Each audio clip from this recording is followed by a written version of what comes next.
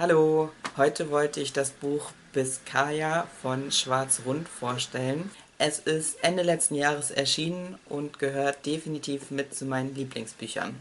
Wie der Untertitel Afropolitaner Berlin-Roman schon sagt, spielt die Geschichte in Berlin und die zwei Hauptcharaktere sind schwarz.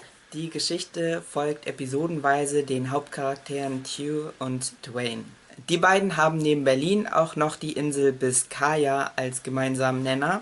Tew verbrachte auf der Insel ihre ersten Lebensjahre und Wayne zog erst vor 3 Jahren von dort nach Berlin. Die Geschichte spielt im heutigen Berlin und der realen Welt.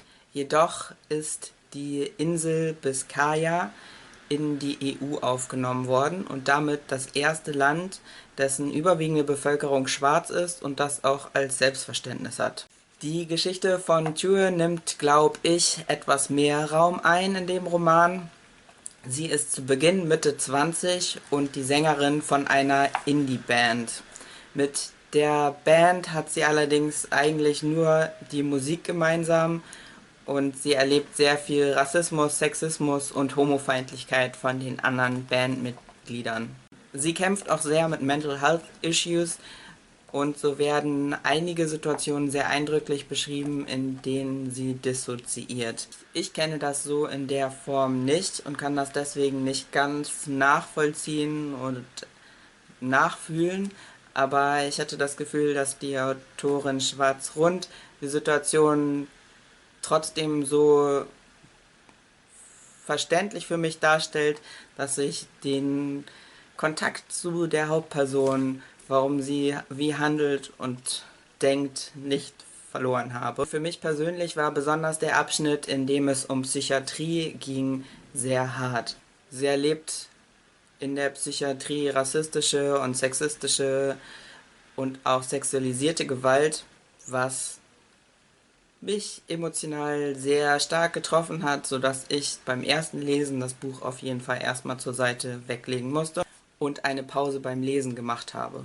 Insgesamt geht es viel um rassistische und sexistische Alltagserfahrungen von Tew, aber gleichzeitig auch zum Beispiel um die positive Kraft von Musik und auch Solidarität. Ich mag besonders, dass die Autorin Tew als ganzen Menschen zeichnet und nicht davor zurückschreckt, auch negative Seiten oder negatives Handeln von ihr zu zeigen. So gibt es eine Situation, in der sie sich mega scheiße verhält und dadurch eine Person, mit der sie befreundet ist, verletzt.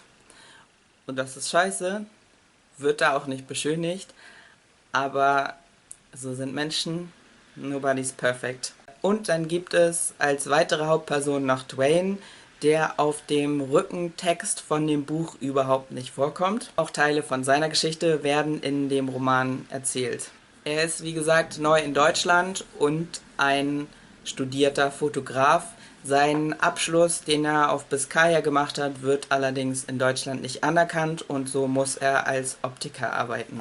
In der Geschichte geht es viel darum, wie er mit rassistischen Hürden umgeht und mit der Einsamkeit, die er in Deutschland erlebt. Und er hat auf jeden Fall auch Zweifel, aber so negativ, wie ich das jetzt vielleicht klingen lasse, ist es auf jeden Fall nicht. Und dann gibt es da noch Matthew. Matthew ist eigentlich eine Nebenfigur, aber ein so cooler Mensch. Matthew ist auch schwarz und Teil von Tews Wahlfamilie. Matthew ist mega sympathisch, hilfsbereit und voller Tatendrang. Und da Schwarz-Rund so eine Person geschaffen hat, hat mich mega gefreut.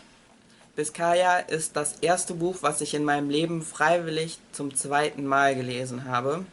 Es ist im Grundton zwar kein fröhliches Buch, aber beide Male hatte ich nach dem Beenden eine optimistische Stimmung.